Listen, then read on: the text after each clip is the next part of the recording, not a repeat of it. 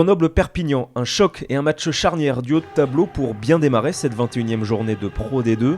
Et l'ambiance est chaude au Stade des Alpes pour ses retrouvailles. Au match aller, Perpignan avait étrillé Grenoble à Aimé Giral. Et c'est l'USAP qui domine l'entame et mène 3-0, mais regardez cette première action dangereuse des Grenoblois. Hunt dans le dos pour Francis qui soulève pour Jacquelin et l'offload dans Chistera pour Lolagi Visigna et le premier essai du match. Et on comprend la joie des Grenoblois car ce lancement est parfait et permet au FCG de mener 7-3 avec la transformation. Visigna devient le meilleur marqueur avec Hamdaoui sur ce 9e essai, mais regardez ce ballon qu'il rend tout de suite à Julien Farnou, son homologue, l'arrière catalan qui tape à suivre. Pour l'instant l'action est anodine, mais le rebond est favorable au joueur catalan qui récupère. Francis manque son plaquage et c'est le premier essai de l'USAP ce soir.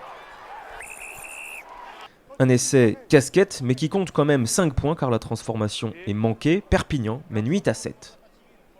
Christian Lanta, l'entraîneur catalan, soulève le point vengeur, mais cela n'empêche pas Burton Francis de marquer une ultime pénalité sur la sirène. Grenoble mène 10-8 à la pause.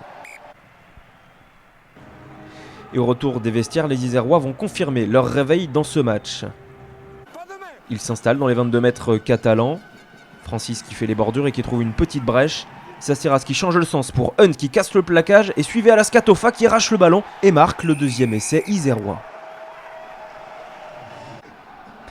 Et le 3/4 centre grenoblois qui est venu aider son compère du centre-terrain et qui a un petit peu dupé tout le monde. Grenoble mène 17-8, c'est un premier break dans ce match, mais Bousquet marque 3 pénalités à suivre et ramène Perpignan à égalité. Il reste 5 minutes à jouer, suivez cette action. La Boutelet, le gros plaquage sur Mêlé qui échappe le ballon, Forletta qui remet à Jean-Bernard Pujol. Et là les cannes de l'ailier catalan qui sur 80 mètres inscrit un contre-assassin, deuxième essai pour Perpignan.